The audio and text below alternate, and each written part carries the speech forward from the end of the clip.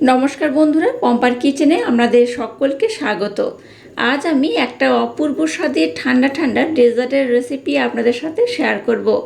Dessert আমরা নানা রকমভাবে নানা ধরনের বানিয়ে থাকি, তবে এক মুঠো গোবিন্দভোগ চাল আর পাকা আম দিয়ে বানানো এই ডেজার্টটা একবার হলেও আমার মতো বানিয়ে দেখতে পারেন। অসাধারণ খেতে হয়। একবার খেলে দেখবেন বারবার বানাবেন। শুধু তাই নয়, যাকে বানিয়ে খাবেন সেই আপনাকে ভীষণ প্রশংসা করবে। আর এটা বানানো মাত্রই দেখবেন শেষ হয়ে যাবে। এটা এতটাই অপূর্ব খেতে হয়। তাহলে চলুন দেরি না করে এই গরম থেকে একটু তৃপ্তি পেতে ঠান্ডা ঠান্ডা আজকের এই ডেজার্টের রেসিপিটা দেখে নেওয়া যাক। আজকে গোবিন্দভোগ চালের যে রেসিপিটা বানাবো তার জন্য দেখুন এখানে মেজারিং কাপের 1 কাপ গোবিন্দভোগ চাল নিয়েছি। একদম অল্প করেই নিয়েছি, ছোট্ট একটা মেজারিং কাপ। তো আপনারা চাল একটু কম বেশি করে নিতে পারেন। তো এই 1 কাপ মেজারিং কাপের গোবিন্দভোগ চাল হলেই কিন্তু আজকের যে ডেজার্টটা বানাবো অনেকটাই হবে। তো প্রথমে কি করব, এই চালটাকে আমি খুব ভালোভাবে ধুয়ে নেব। 2 থেকে 3 বার জল পাল্টে পাল্টে কিন্তু ধুয়ে নিতে হবে। 2 থেকে 3 বার জল পাল্টে পাল্টে খুব ভালোভাবে ধুয়ে নিয়েছি। এবার আমি চালটাকে অল্প একটু জল দিয়ে ভিজিয়ে রেখে দেব। আধা ঘন্টার জন্য ভিজিয়ে রাখলেই হবে। অনেক সময় দিয়ে কিন্তু ভিজানোর দরকার নেই। এই গোবিন্দভোগ চাল খুব তাড়াতাড়ি কিন্তু নরম হয়ে যায়, তাই এটাকে আধা ঘন্টার জন্য ভিজে রাখলেই হবে।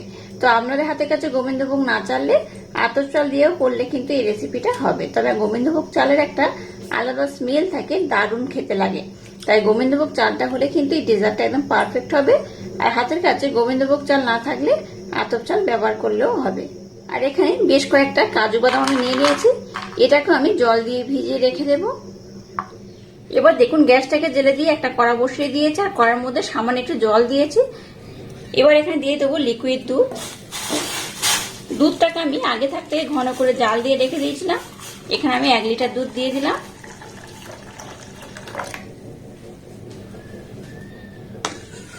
আপনারা চাইলে কিন্তু দুধের পরিমাণটা একটু কম বেশি করে রাখতে পারেন। তো আমি এখানে 1 লিটার দুধ দিয়ে দিয়েছি। যেহেতু দুধটাকে আগে থাকতে আমি জাল দিয়ে রেখে দিয়েছিলাম, তাই খুব বেশি কিন্তু ঘন করার দরকার নেই। দুধটা অটোমেটিক দেখুন ঘন রয়েছে। তো এবার কি করব, দুধটাকে এবার খুব ভালোভাবে একটু আমি ফুটিয়ে নেব। খুব ঘন করার দরকার নেই, একটু ফুটিয়ে নিলেই হবে। এখানে 2টো এলাচের মুখ চিরে দিয়ে দিলাম। এলাচটা দিলে স্মেলটা কিন্তু খুব সুন্দর হবে। দুধটা ততক্ষণ ফুটতে থাকুক, আমি আরেকটা কাজ কমপ্লিট করব। এবার একটা মিক্সির জার আমি নিয়ে নিলাম। আর যে চালটাকে আমি আধা ঘন্টা আগে ভিজিয়ে দিয়েছিলাম, সেই চালটা দেখুন একদম ভালোভাবে ভিজে গেছে, নরম হয়ে গেছে। এই ভিজিয়ে নেওয়া চালটাকে এখানে আমি দিয়ে দেব। সম্পূর্ণ চালটা এখানে আমি অ্যাড করব। আর জল কিন্তু এখানে খুব একটা বেশি দেওয়ার দরকার নেই। চালের সাথে যেটুকুটা জল যায় তাতে করেই হবে। আর দেখুন যে কাজু বাদামটাকে আমি ভিজিয়ে নিয়েছিলাম সেটাও দিয়ে দেব। একসাথে দিয়ে দিলাম। এই দুটো উপকরণ এবার আমি খুব ভালোভাবে ব্লেন্ড করে নেব। দেখুন কাজু বাদাম আর চালটাকে আমি খুব ভালোভাবে ব্লেন্ড করে নিয়েছি। এটাকে এই পাত্রের মধ্যে আমি এবার ঢেলে নিলাম। এইরকম একটু মিহি করে ব্লেন্ড করতে হবে, তবে একটু দানা দানা অংশ থাকলেও কিন্তু সমস্যা হবে না। মিক্সির জারটা ধুয়ে সামান্য একটু জল এখানে আমি দিয়ে দেব।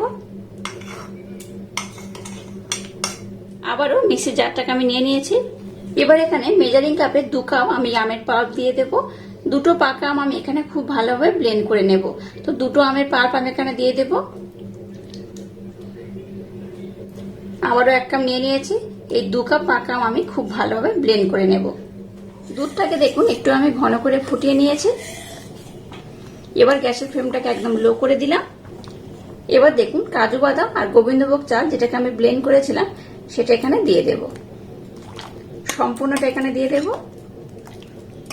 যেহেতু এখানে গোবিন্দভোগ চাল আর কাজু বাদাম ব্যবহার করেছি, তাই মিশ্রণটা কিন্তু অনেকটাই ঘন হয়ে যাবে। তাই গ্যাসের ফ্লেমটাকে একদম লো রেখে এটাকে এইভাবে কিন্তু নাড়াচাড়া করতে হবে। গ্যাসের ফ্লেমটাকে হাই দেবে না, তাহলে কিন্তু মিশ্রণটা কড়ার তলাতে লেগে যেতে পারে। গ্যাসের ফ্লেমটাকে একদম লো দিয়ে এটাকে এইভাবে নাড়াচাড়া করবেন, তাতে করে দেখবেন এটা খুব ভালোভাবে রেডি হয়ে যাবে। এবার মিষ্টির জন্য 4 চামচ ব্লেন্ড করে রাখা মিচড়ি দিয়ে দিলাম। খুব বেশি দেব না, অল্প করেই দেব। আপনারা চাইলে কিন্তু মিষ্টির পরিমাণটা কম বেশি করে দিতে পারেন। আর এখানে আমি মিচড়ি ব্যবহার করছি, আপনারা চাইলে এখানে কিন্তু চিনিও অ্যাড করতে পারেন। গ্যাসের ফ্লেমটাকে লো রেখে এটাকে ততক্ষণ একটু ফুটতে দেব, ততক্ষণ আমি আর একটা কাজ কমপ্লিট করব। এবার গ্যাসটাকে জেলে দিয়ে একটা কড়া বসিয়ে দিয়েছি, আর যে আমটাকে আমি ব্লেন্ড করেছিলাম সেই আমটা এবার কড়ার মধ্যে দিয়ে দেব। এর মধ্যেও ব্লেন্ড করা মিচড়ি 2 চামচ অ্যাড করব। গ্যাসের ফ্লেমটাকে লো রেখে এবারে আমের পাল্পটাকে আমি খুব ভালোভাবে কিন্তু ফুটিয়ে নেব। এটাকে একটু ফোটাতে ফোটাতে দেখবেন মিষ্টনটা কিন্তু কালারটা চেঞ্জ হয়ে যাবে, একটু কাঁচের মতো দেখতে হবে। তো ওইভাবেই কিন্তু এটাকে একটু ভালোভাবে জাল দিয়ে নিতে হবে। পাকা আমের পাল্প ডাইরেক্ট আমি র ব্যবহার করব না, একটু ফুটিয়ে ব্যবহার করলে আজকে যে ডেজার্টটা বানাবো সেটা কিন্তু অসাধারণ খেতে লাগবে। আর অবশ্যই এখানে একটু মিষ্টি ব্যবহার করবেন, আপনারা মিচড়ির পরিবর্তে চিনি অ্যাড করতেও পারেন। তো গ্যাসের ফ্লেমটাকে লো রেখে এটাকেও আমি একটু ফুটিয়ে নেব। গ্যাসের ফ্লেমটাকে একদম লো রেখে দেখুন এটাকে আমি খুব সুন্দর করে বানিয়ে নিয়েছি। গোবিন্দভোগ চাল আর কাজু বাদাম আর দুধ দিয়ে এই ডেজার্টটা আমি খুব সুন্দরভাবে এবার রেডি করে নেব। আচ্ছা, এবার আমি গ্যাসটাকে বন্ধ করে দেব। এটাকে দেখুন আমি খুব সুন্দর করে বানিয়ে নিয়েছি। আর যেহেতু চালটাকে ভিজিয়ে নরম করে ব্লেন্ড করে দিয়েছি, তাই এটা হতে কিন্তু খুব একটা বেশি সময় লাগে না, খুব কম সময় এটা বানানো হয়ে যায়। এবার এই মিষ্টনটাকে আমি খুব ভালোভাবে ঠান্ডা করে নেব। ঠান্ডা করার পর নেক্সট স্টেপ আমি আপনাদের সাথে শেয়ার করব। আপাতত এটা কিন্তু বেশ গরম রয়েছে, গরম অবস্থায় নেক্সট স্টেপ আপনাদের সাথে শেয়ার করা যাবে না। এটাকে প্রথমে আমি খুব ভালোভাবে ঠান্ডা করে নেব, তারপর আমি নেক্সট স্টেপ আপনাদের সাথে শেয়ার করব। মিষ্টনটাকে দেখুন আমি মোটামুটি একটু ভালোভাবে ঠান্ডা করে নিয়েছি।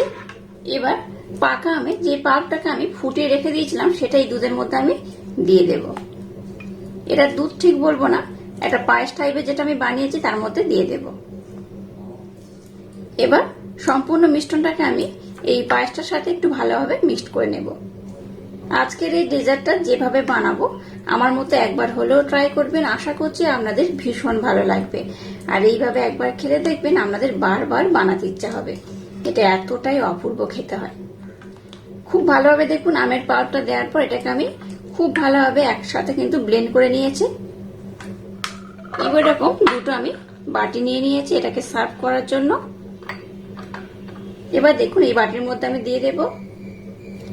এই ডেজার্টটাকে সার্ভ করবেন এত সুন্দরভাবে, লোক কিন্তু আরো তৃপ্তি করে খাবে। এটা তো খেতে সুন্দর হয় আর দেখতেও যেন খুবই সুন্দর লাগে। যে কোনো ডেজার্ট একটু দেখতে ভালো হলে খাওয়ার কিন্তু মজাটাই পাল্টে যায়। এবার দেখুন একটা আম এইভাবে কিন্তু আমি টুকরো টুকরো করে কেটে নিয়েছি, এটাকে উপর থেকে এইভাবে দিয়ে দেব। খুব বেশি দরকার নেই, অল্প করে দিলেই হবে। আবার উপর থেকে দিয়ে দেব। আর যে আমের পাল্পটাকে আমি একটু ফুটিয়ে রেখে দিয়েছিলাম সেই আমের পাল্পটা নিয়ে নিয়েছি, এখানে সামান্য একটু একটু দিয়ে দেব। এটাকে জাস্ট আমি ডেকোরেশন করে দিচ্ছি। আপনারা আপনাদের মনের মতো ড্রাই ফ্রুট দিয়েও কিন্তু এটাকে ডেকোরেশন করতে পারেন। এবার একটা টুথপিন নিয়েছি, টুথপিনের মাধ্যমে এটাকে এইভাবে আমি কিন্তু খুব সুন্দর করে ডেকোরেশন করে দেব। একটু দেখতে ভালো লাগবে এইভাবে যদি ডেকোরেশন করা যায়। আপনারা কিন্তু আপনাদের মনের মতো এটাকে ডেকোরেশন করতে পারেন। দেখুন এটাকে আমি কত সুন্দর করে ডেকোরেশন করে নিয়েছি। আপনারা কিন্তু এখানে ড্রাই ফ্রুট দিয়েও ডেকোরেশন করতে পারেন, তবে একদম ইউনিক পদ্ধতিতে এটা আমি ডেকোরেশন করেছি। আশা করছি আপনাদের ভীষণ ভালো লাগবে। আর আজকের এই অপূর্ব স্বাদের ডেজার্টের রেসিপিটা যদি আপনাদের ভালো লাগে তাহলে চ্যানেলটাকে লাইক, শেয়ার, কমেন্ট এবং সাবস্ক্রাইব করবেন আর পাশে থাকা বেল আইকনটা প্রেস করে দেবেন। তাহলে টাটা, আবার দেখা হচ্ছে নতুন কোন রেসিপি নিয়ে।